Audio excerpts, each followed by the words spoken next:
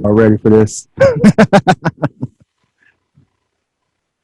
Mr. Leto, how are you, sir? Good morning, good morning, good morning. Hopefully everyone had a safe and fun 4th of July weekend. Um, yeah, saw some fireworks. I didn't actually see any fireworks this year, but Chris said he still got all 10 fingers, guys. Get excited. So today I wanted to talk about open houses, doing an open house. Just not doing an open house, but doing an open house by design. Uh, working at Lennar, every day was an open house for us. You know, having the model home, people were constantly walking in. There were times when we had a new community and we had to do an open house. And there's things that we needed to do prior to in order to make it successful.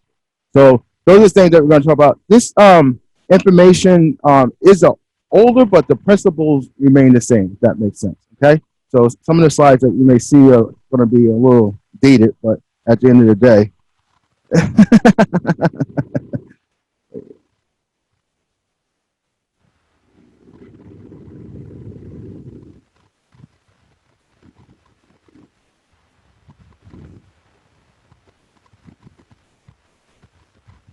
okay, cool. So I used to, prior to my real estate career, I've been in sales for 24 years and had different ventures, and one of them was on the fitness industry. And I remember being as a sales manager in the fitness industry. One of my managers came up to me, regional managers came up to me, and he said, "Thomas, you know, is this by, are you hitting his numbers by surprise or by design?" And it really just kind of resonated with me, because I was, not to pat myself on the back, but we did very well as hitting certain levels in the club, and we actually hit levels that they've never seen before, and that's the reason why he came to me. And I really had to just sit down and really kind of like crunch my numbers and look at the number of salespeople, how many appointments I had to make, how many showings they had to make, how many conversions they had to do. And then once I did that, that's when you learn by design and you know what to do year over year or month over month. Does that make sense? And you learn why you're successful. Exactly, right? So here we go. So why? Why do we do open houses? To have something to do on a Sunday? To make your broker happy? Obviously, of course not, right? We're in this market right now. I say make hay while the sun shines. If you're not making money right now, you really got to look yourself in the mirror and say, is this industry for you? Because the inventory is low, right? The demand is high. And this is the best market to be in because there's a lot of buyers out there that want to buy. So every week, Chris sends out an email with agents who have new listings that may want an open house done, that wants an open house done. And all you have to do is attach your name to it. But just not attach your name to it. We're going to talk about the homework that you need to do prior to being successful at open house. Does that make sense? Okay. So doing an open house gives you a best possible service to the seller. It's an excellent way to obtain both new buyer and seller leads. Please think it's just not the buyers, right? There are people that's coming in that have homes to sell, right? They don't have a realtor, then they may need help selling that home.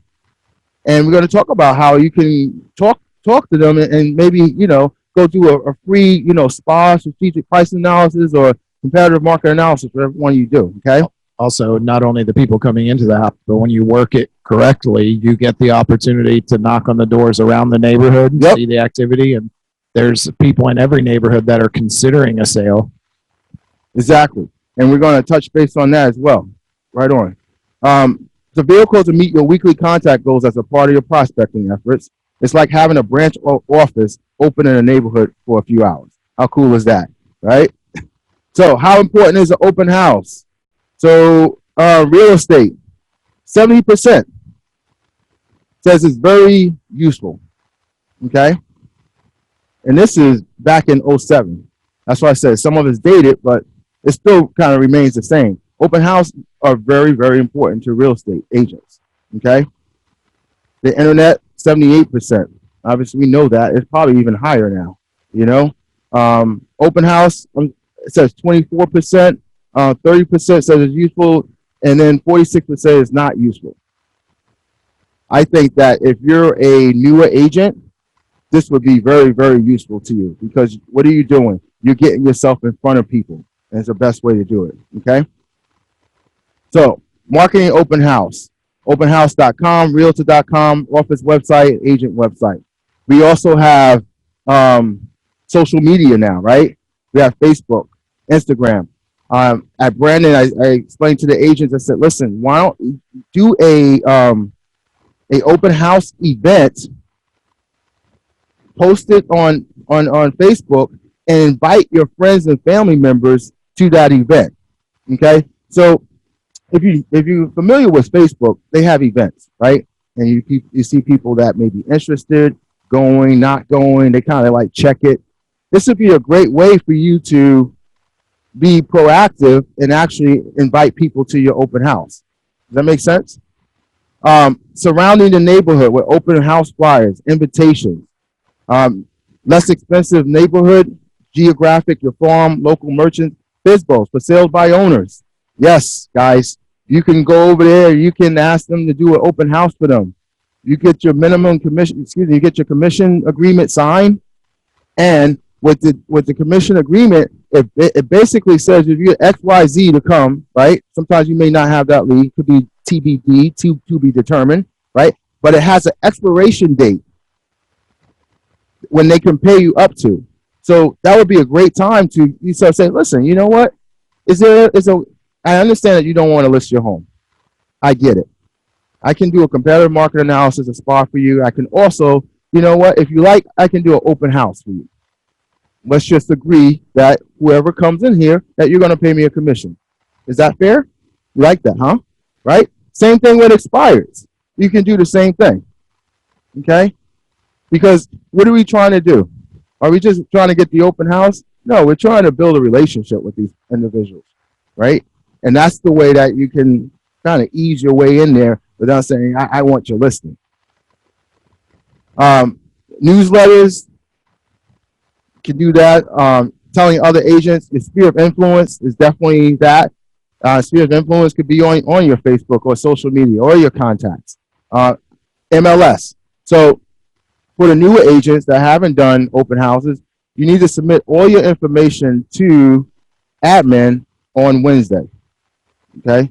Wednesday, no later than 5 p.m. That needs to go in there. So this way they can get it or in the MLS, they can get it on Zillow, Realtor.com. All this stuff can be marketed for you. Okay? What you want to do, you want to send them the address, and then you want to send them the time and the day that you're going to do your open house. Okay? Call around the open house. This is what Chris said. Call neighbors in a few block radius. Invite them all and let them know if they have anyone that's interested to come to the open house. Rose Garantes, my assistant at Brandon.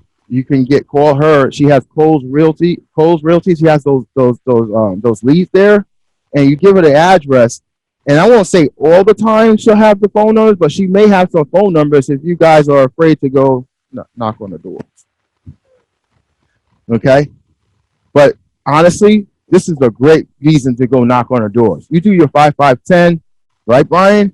And you can say, listen, I just got a new listing, and I just wanted to invite you to the open house. Oh, by the way, how long have you lived in the neighborhood? What brought you to this neighborhood, right? If you were to move, where would you move to, right? How soon would you move, right? That's the script, guys. I didn't make that up, okay? Be sure to ask them if they or anyone know that's in the market to buy or sell a home, right? If we don't ask, we don't know. That's sales, one-on-one. You must ask to gather information. When you gather information, it helps you go in there and be able to close, okay? Preparing the seller. We gotta prepare the seller on what's going on, guys. And number one is don't be present. We want you out of here. I don't care if you go in your car and sit in your car and wait for 2 hours while you got the AC on, but you're not gonna stay in the house, okay? Because that doesn't allow the buyer or whomever walks in the home to feel free and speak. Does that make sense? It's just like the same way of doing a showing, right? We don't want the buyer there, seller there. Yes. And you think it's crazy, but I walked into an open house that somebody had in my neighborhood where I live just to preview and see the house. The agent was sitting at the kitchen table with the sellers looking at homes that they were looking to buy, talking about those and everything, like Wow. as if nobody was walking through. It was the craziest thing. So you think it's crazy, but it happens. You know, that's a great point. Don't be present. Get out of the house. Get out. Tell them, put away their valuables, right? You know, if you have jewelry, anything that's valued to you, put it away, put it in a safe so it's not visible. That makes sense, right? Because at the end of the day, if you have people walking through the home, you're not going to be able to stand with all of them. And sometimes it's good to allow them to freely walk around, right? You don't want to be their shadow. If they have pets, get them out, especially those yappers, okay? It's always the little ones too. You know, those, get them out because they will disturb. Even in the backyard, exactly. And bigger dogs are intimidating. So, again, put them in the car, put them in the vehicle, SUV, whatever, take them to the dog park. Do something, but don't leave them here, right? And remove all cars, okay? Again, when I talked about Lennar, that's one of the things that, you know, even when we were showing homes, we never parked in the driveway, right? We always left the driveway. They honestly said that parking across the street is better than parking right next to the home. Why? Because you're able to get a better view of the home. Okay? So let's go ahead and tell them to remove all their cars. If they have cars in the garage, that's so be it. I mean, it's the garage. I mean, some people would like to see the space in the garage, but that's another story. Yes. That's for you, the agent, too. Yes. Tell the sellers to move their cars, but don't you go park your car in the driveway. Thank you. Make Chris. sure you park around the corner. And yeah, make sure the front of the house is visible. Make sure there's enough signage there, but don't you park in the driveway. Yeah, don't park in the driveway. So, have the property at its best. Lawn mowed, shrubs trimmed, walkway swept and clear, interior clean, right? We want to make sure when we do our walk around prior to listing home, hopefully everyone does that. You give them ideas, if you will, kind advice on what needs to be done, right?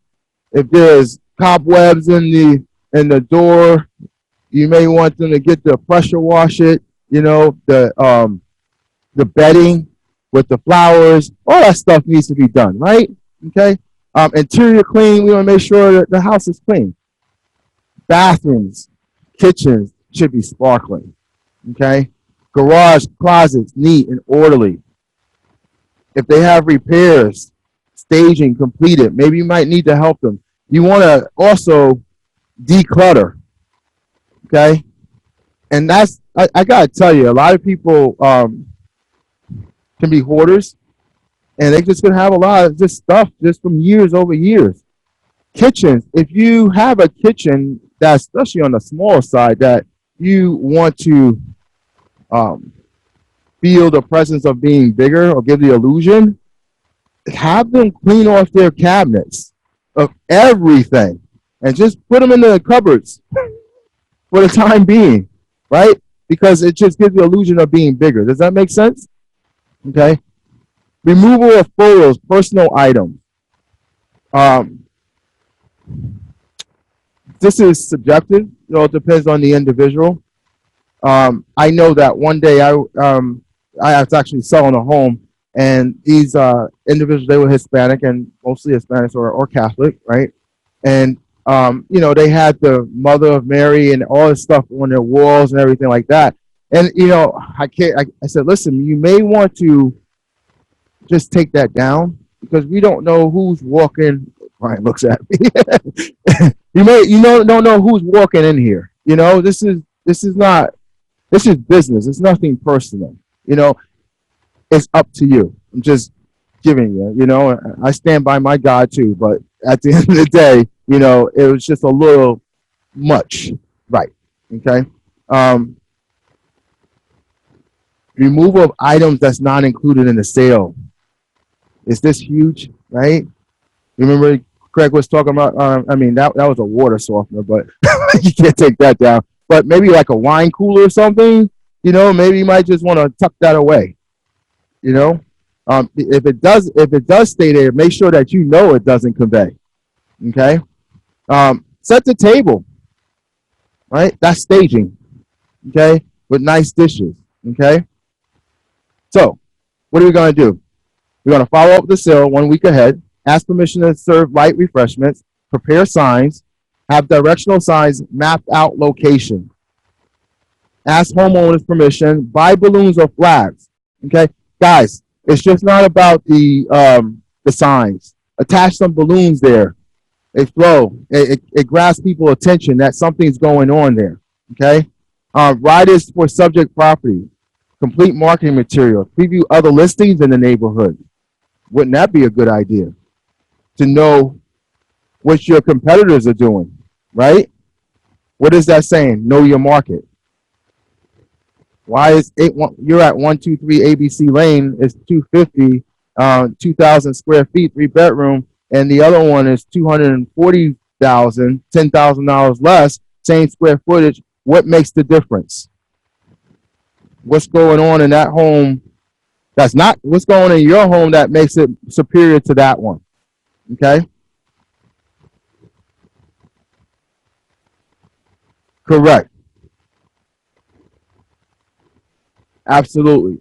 Brian says they might not be coming to buy that house, but they're coming to buy a house. So you need to know what the competition is. Because if they don't have a realtor, guess what? You can help them buy that home. Okay.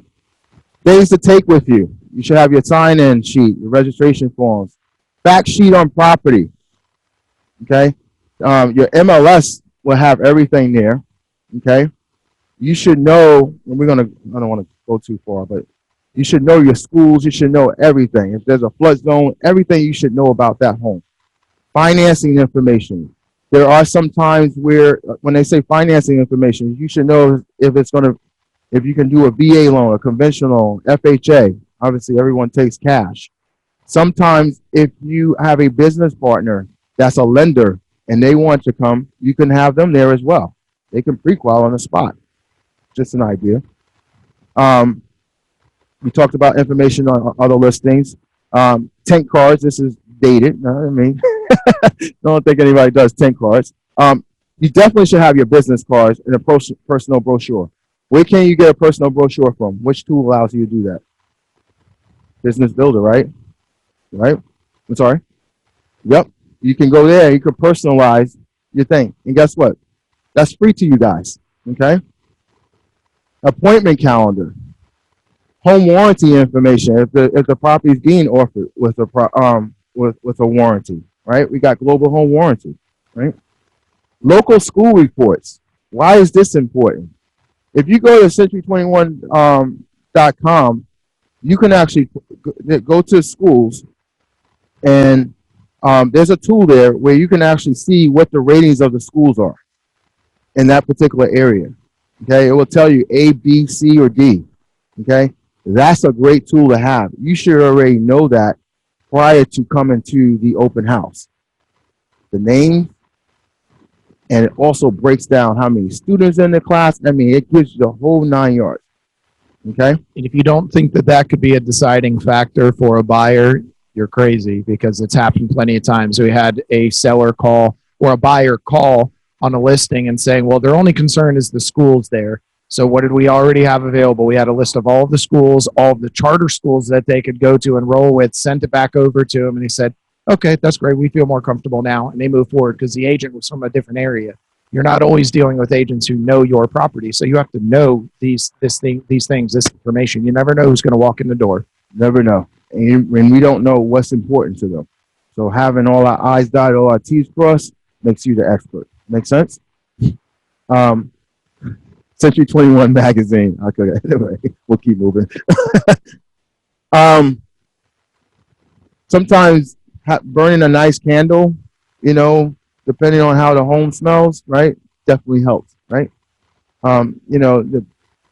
Sometimes people cook, you don't know what's going on, right? Could be a little stronger smell. Things to take with you. I thought this was pretty cool. Entertainment for the children, right? You can bring some coloring books and some crayons, right? Something to keep them busy, right? Because when the kids are busy, it allows you to focus on the parents.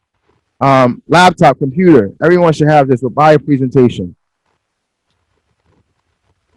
If you have a hotspot on your phone, you can use a computer. Or you ask the seller to use their Wi-Fi, one of the two, okay? Along those lines, instead of just having a regular open house sign-in sheet, why don't you log into your Zap and have people putting their information directly into Zap? You'll know right away if it's a legitimate email or not. When they put that email in, if it's not a legitimate email, a lot of times Zap won't accept it. So have them log in right there to your Zap. They'll get a welcome email right away. Spot on. And then another thing you can do is ask them, did you get that email from me? And if they didn't get an email, then they put the wrong email in. Well, let's go back and make sure we have the right one in there. Right on. There we go. I think you misspelled something. Buyer service pledges. A handshake agreement, right? Okay. Interview worksheets, offer forms. We have all this stuff through Dotloop, right? Note paper. You should have a notebook or notepad. Measuring device. Isn't it good to have a tape measure? That's old school, right? Brian smiles. You always got to have one. Working at Lennar, we used to have a tape measure. We used to have like boots in our car when it rained because, obviously you have to sell homes in dirt sometimes. So it's really cool. But let me tell you a little trick with tape measure. So what you do is if they want to see the size of the room, you allow them to take one side of the tape measure. You stand still and you let them pull it and then let them do the marker. Okay? It's just a great way to get them involved. And also it's not like you misread the tape. Okay? They read it. Financial calculator. If the property is vacant. Yeah. All right. We're just not gonna stand there. Have some tables, bring some chairs so they can sit down. Okay, it's easier when people are comfortable to talk to. Okay, fresh flowers, right? It's all about setting the scene, right? On the way to open house, you want to place your directional signs, attach flags or balloons. So as you go in, you get out the car, stick them in, make sure the arrows are going the right way. Okay. I know it sounds funny, but sometimes people have a detour. along this line with signs, it's important to have signs that people can identify to you, whether if it doesn't have your face or your name or your phone number on it, at least Century 21 begging signs.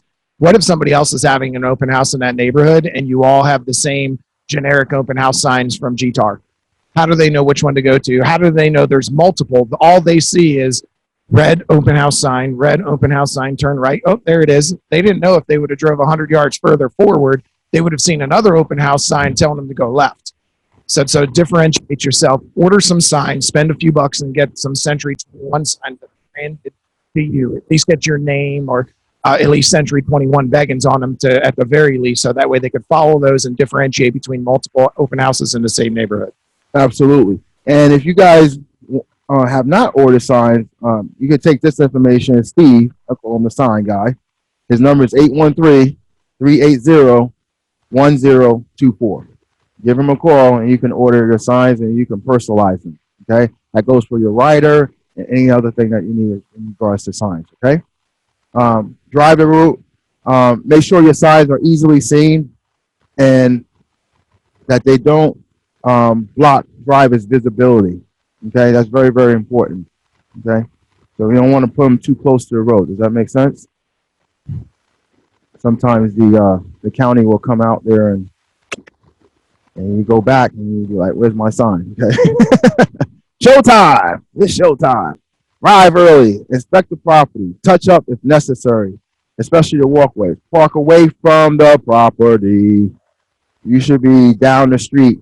Walk to the home. Don't park right in front of the home. Okay. Remember we talked about visibility. You know, as people come, when they want to come see the home, they're going to be the ones that's going to park. And if it's closer and more convenience, they're going to get out. If they can't find parking, guess what happens? They keep on moving, right? Plug in deodorizer. Turn on lights. All lights should be on. All lights should be on. You should not be in an open house, and as you're taking on a tour, you're flicking the lights. That shows that you weren't prepared. Does that make sense?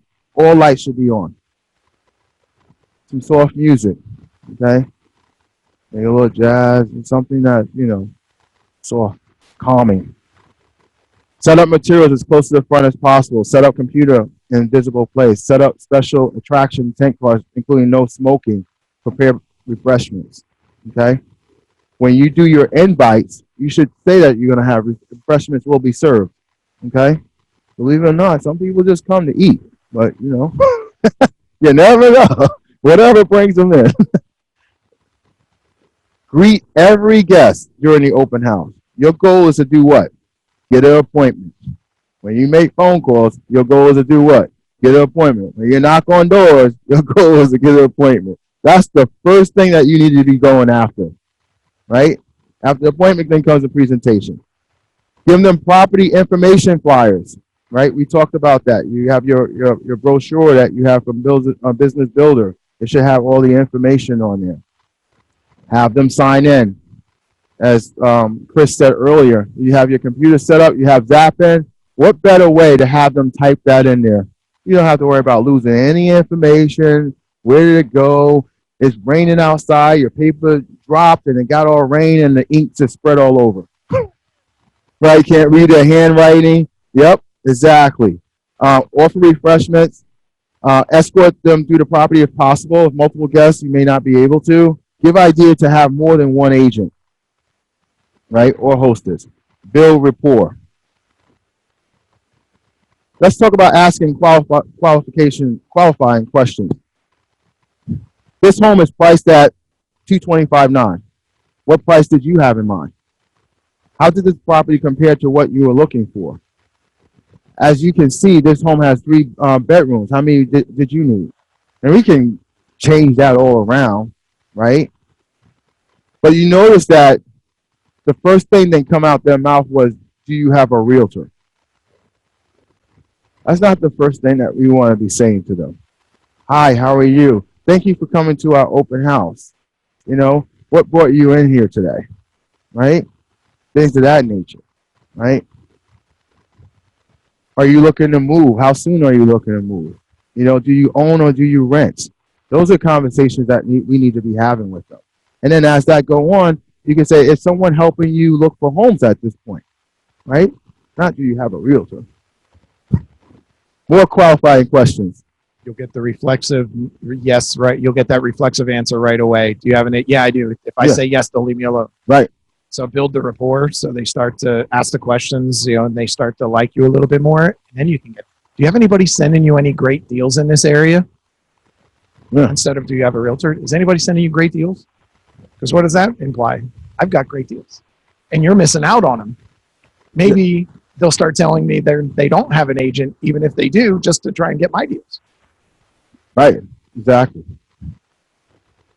Where do you live now?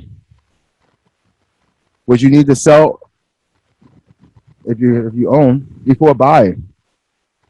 How long have you been looking? That's a good question. I just started today.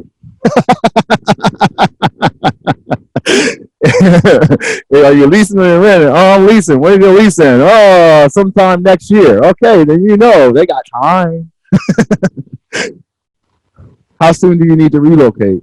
Are you currently working with an agent in your home search? We talked about how we can spin that differently. Okay, I like that.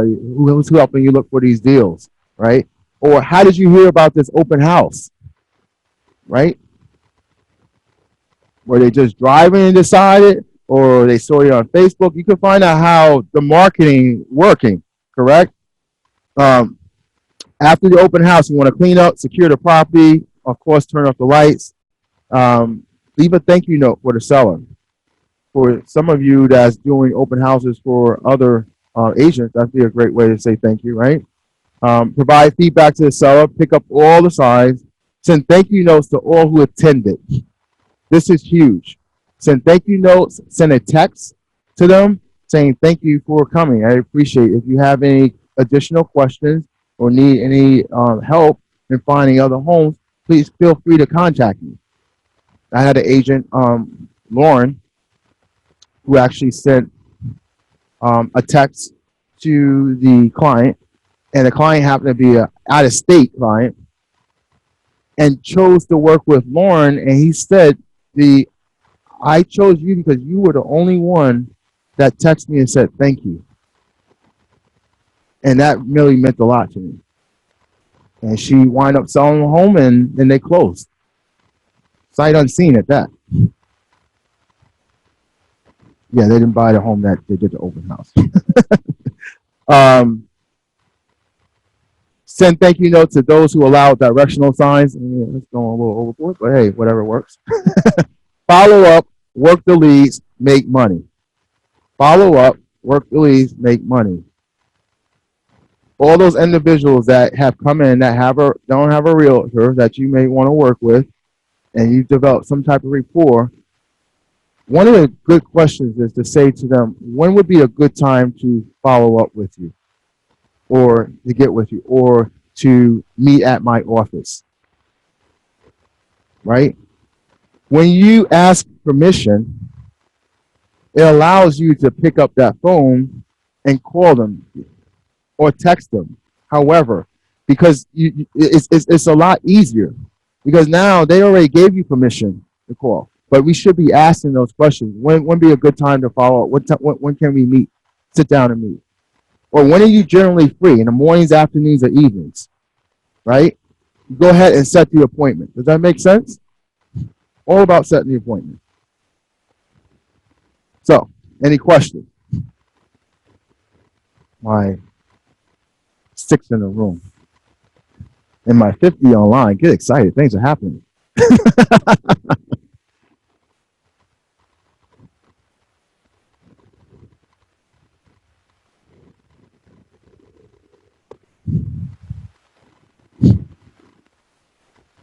Just kind of opinions from the group, I guess. If you've planned an open house and you've done your marketing, you set it up, and you arrive to the house and you walk in and you bump the air conditioner where it's supposed to be, and it remains 82 in the home, and you're there for 20 minutes, then you're there for 30 minutes, and you're going, okay, now my open house is supposed to start, and obviously the air conditioner isn't working. At that point, just advice from all you all, because that happened to me. Do you keep moving forward and pretend the sweat isn't happening?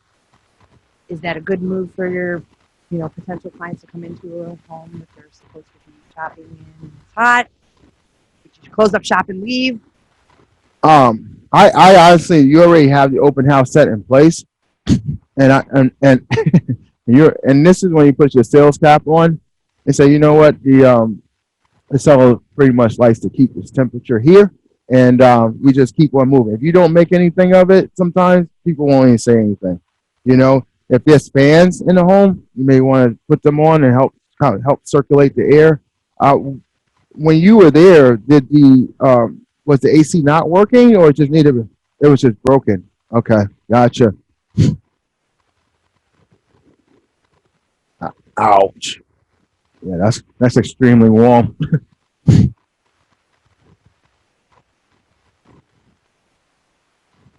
Yeah. How long was your open house? I hear you. 1 hour would be perfect. Yeah.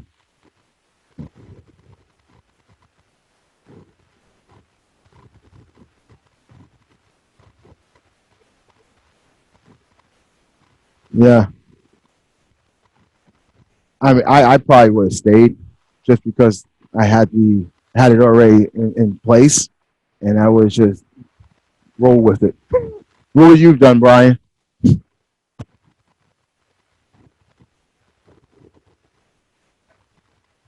Yeah. morning of, and I just basically ignored it, went on with the day, and really no one brought it up until I brought it up with them. All right. Yes, you have any questions? No? Have you done an open house yet?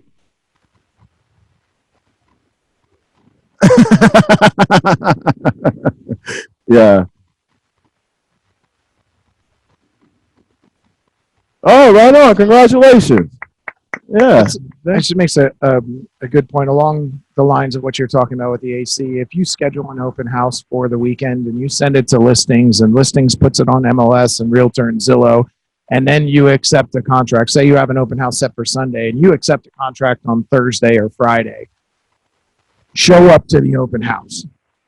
Show up and hold the house open on Sunday, even though it's under contract. Number one, we just marketed for an open house. It's went out all over the internet. More than 98% of the buyers that are out there are starting their search online. And when they see that online and see an open house, they may have planned to go. They don't always look back and see if it's under contract. They don't think like that. Not everybody knows the kind of market that we're in. So if you have a house scheduled to be open on a weekend and it goes under contract, hold it open. I personally was showing homes. This is when I first started showing homes. There was one that was supposed to be open. I show up for the open house and no one's there. Call the agent. Oh, we accepted a contract. I'm like, well, that would have either been nice to know or at least have somebody here. And in the meantime, we hung up the phone. 2 more people pulled up.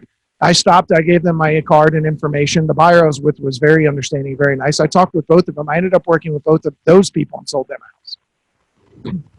So people are out shopping for houses. Even though you have a contract on a home, hold it open and tell them, be honest with people, tell them, we currently just finalized the contract on this, so this property isn't available, but take a look around. Tell me what you like about the property. There's a few others in the neighborhood, or right next door, there's some brand new ones, and I'd love to be able to help you out in any way possible.